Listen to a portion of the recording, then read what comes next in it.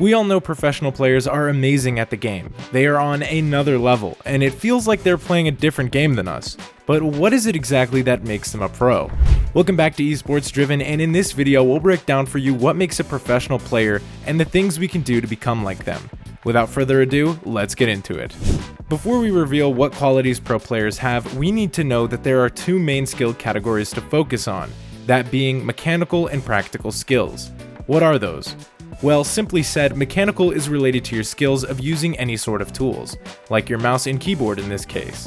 And practical are the things you learn and improve on by playing the game. But don't worry, you'll know exactly what these skills are and how to obtain them by the end of this video. Practical skills are probably what matters the most when it comes to being a professional. As much as your mechanical skills matter, it's not everything. So what are the qualities of those who play professionally? Why are they better? And how do we become like them? Here we'll mention a few significant ones. Starting with communication. It's not only really important, but it is possibly one of the biggest differences between regular gamers and professional players. In Valorant, you play as a squad of 5, making it extremely difficult to identify and acknowledge everyone's positions on your own, which is why you often need to call out what you see for your teammates to know the information you've possessed and act accordingly. So what can we do to improve our communication? At first, you need to make sure you've learned callouts for the maps you're playing. You also need to be very specific with your comms. For example, if you're anchoring a site and you hear enemy steps, please don't say they're rushing A. You should try to identify how many of them. For example, say, at least 2 pushing A main. If you couldn't tell the number of steps, you can as well go by many are A main, and if you hear only 1 step or sound and you're unsure, you would go by something A.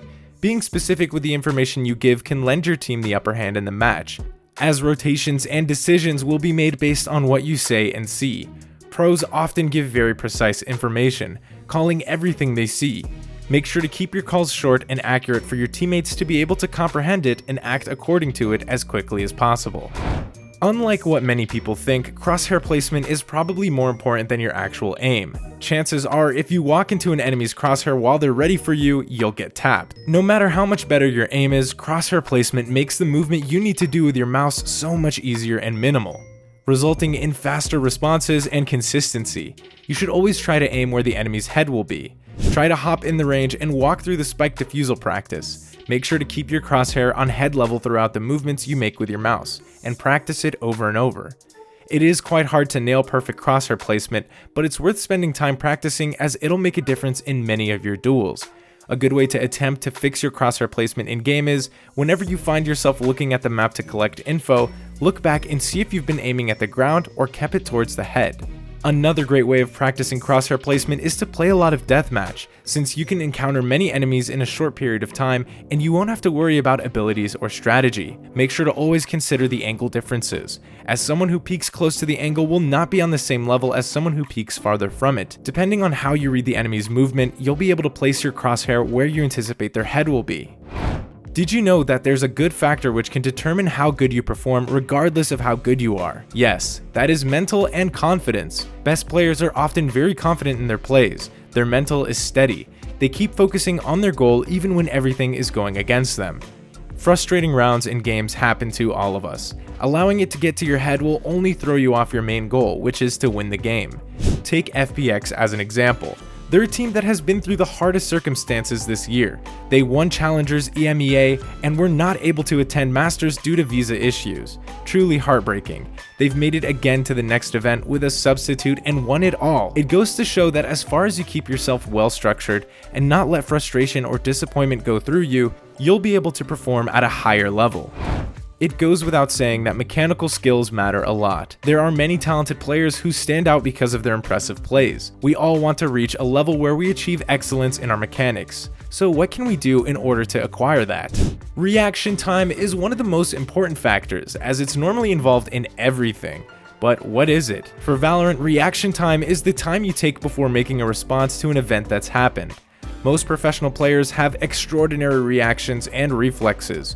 But is it possible to practice that, or is it just a natural gift people have? The answer to the question would depend on many things. Some people have a better reaction time than others and it's completely natural, but you can still improve it to become a better player. There are many things that affect your reaction time, such as sleep, food, your daily life schedule, and much more. Pros recommend that you have a sleeping time between 6 to 8 hours, not less and not more. You should also avoid eating large and heavy meals right before a gaming session, as it can make you slow down. The main and most effective way to practice your reaction is anticipation. It is clear that you react a lot faster when you're expecting a certain event to happen on your screen compared to when it comes by surprise. Take flashes for example.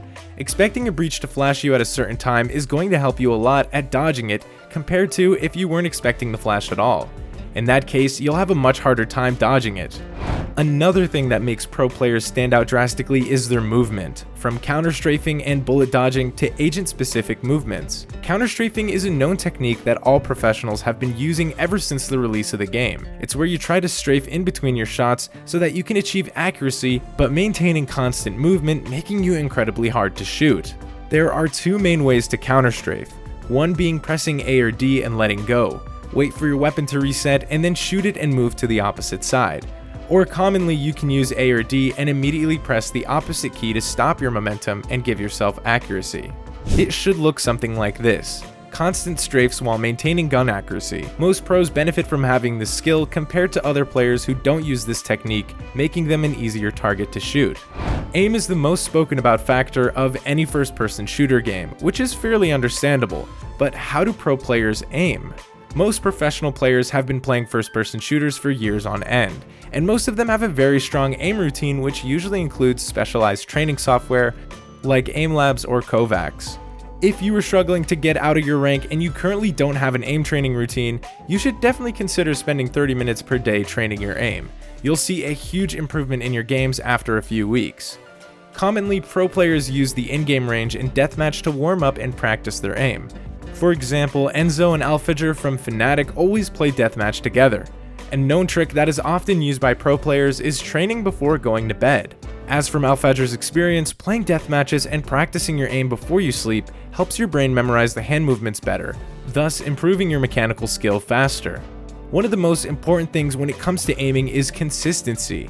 Almost all pros have a warm-up routine which incredibly helps with your day-to-day consistency. But what should your warm-up routine look like? For this, we've created a full detailed guide explaining step by step how to properly warm up before your games, which will help you see a big improvement in your aim. You can check it out by clicking the video on the screen now.